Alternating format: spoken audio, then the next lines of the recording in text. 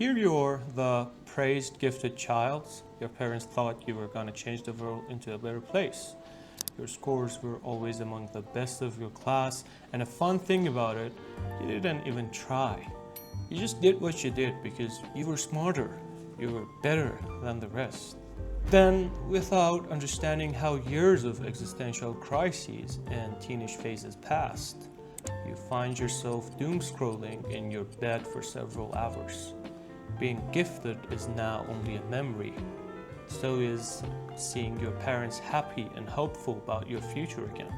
You commute to your mediocre job, come back home, eat, doomscroll, sleep, and repeat the cycle again. There's something about the job that doesn't satisfy you anymore. And your hobbies? There's none. Nothing seems interesting enough anymore. Dating used to be exciting, but after that one girl, it's just the boring process of responding with the right words in order to get anybody to your bed. That flame is long gone, and it's not only about romance. Your once favorite movie franchise doesn't excite you anymore. You can't buy that one book that caught your eye while walking to work. Even if you do, for some magical reason, you won't start reading it.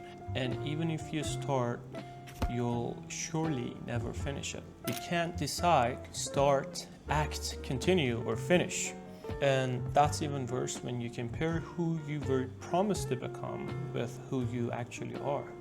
Barry Schwartz called this the paradox of choice. When you have too many possible futures to live up to, every action feels like a disappointment. You freeze because anything you do looks smaller than the version of yourself you once imagined. The only thing stopping you is the question of why? Why would I do anything? What's the point? So what? For me, earliest symptoms of nihilism appeared when I was at middle school.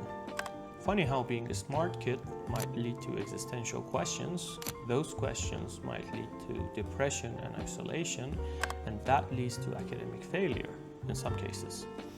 Anyway, they told me that it was just a phase, and I believed so. But the only thing that seemed temporary was the happiness caused by my short-term accomplishments.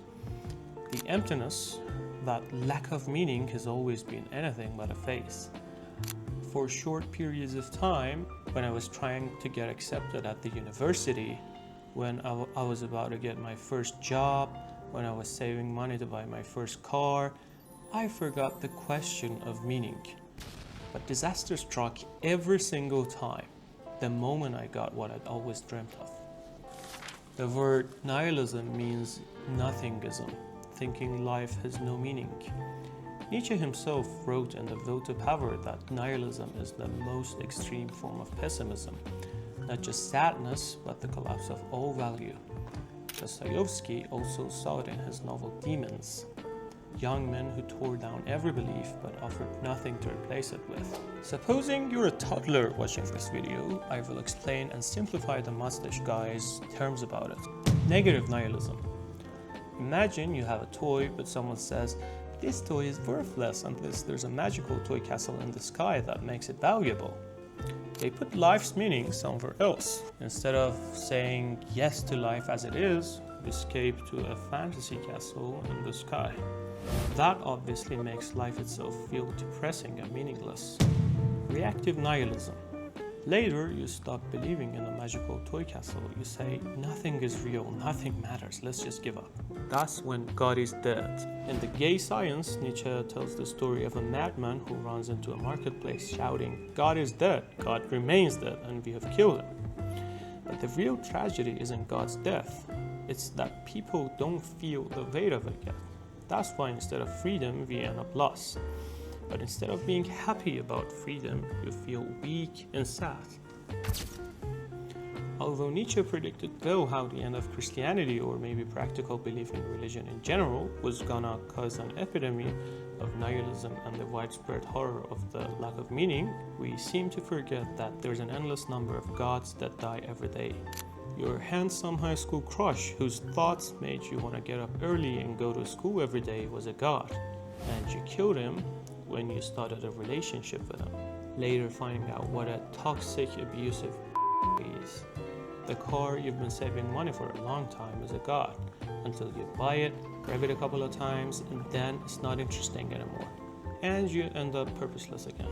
Psychologists call this hedonic adaptation.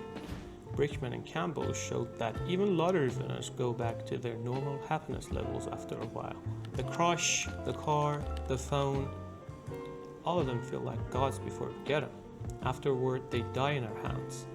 Camus noticed this too. In the myth of Sisyphus, he says life is absurd precisely because we climb the hill, reach the top, only to watch the rock roll back down again. The cycle never ends. Today, the rock just looks like the next iPhone release. The whole problem with the existential find your own meaning narrative, I believe, is that good things become meaningless the moment you get them. And maybe that's why religious people are so happy. My mom's a pretty religious person. Thus, her meaning is doing what makes God satisfied. William James wrote that faith gives people a sense of unending significance. It makes life meaningful even when nothing else works. For her, it's about endless progress toward God. She can't be the most perfect, most moral person ever, not because there are competitors out there, but because she's gonna wake up tomorrow and be a better person than today. There's no limit to her meaning. Materialists also have their own version of eternity, what Zygmunt Bauman calls liquid modernity. Meaning is never final, it's always replaced by the next product. There is no end to that. We can't just buy the best things and be happy forever, because better things are coming out tomorrow. While most people fall for this trap, some fall into a deeper hole, passive nihilism. Back to the 5-year-old metaphor, passive nihilism is the endgame of the sadness. You stop caring about adventure, risk, or big dreams. You only want naps, snacks, and comfort. Because why wouldn't you? When everything's meaningless, when nothing's gonna help with the emptiness, why bother live when you can just exist? Nietzsche called this the last man. Nietzsche paints this exact picture. The last man who blinks and says, "We have invented happiness." No risk, no depths, just endless snacks and naps. If he lived today, the last man would be binge watching Netflix with Uber Eats on the way. But what if we were all wrong about the emptiness? What if the truth behind things doesn't matter at all? Maybe what makes the void cause so much pain is how we deal with it. My disgusting toenail would also cause me suffering if I wanted to ignore the fact that it exists as the least attractive part of my body. What if I tried to remove it? This sounds silly, but Buddhists actually make the same point. Suffering doesn't come from the things themselves, but from resisting them. The more we try to cut out pain or emptiness, the worse it feels. Maybe life doesn't need justification. Maybe the pain, the emptiness, the dead gods, they're all part of the ride. Nietzsche called it Amor Fati, the love of fate. Not just surviving what happens, but actually saying yes to it. To every heartbreak, every boring job, every craving for something that dies the moment you get it. Imagine saying yes to it all, even the toenail, even the absurd, even the part of life that makes you want to stay in bed until noon. Because when you do it, when you embrace it instead of fleeing it, you're no longer just existing, you're living. And maybe, just maybe, that's enough.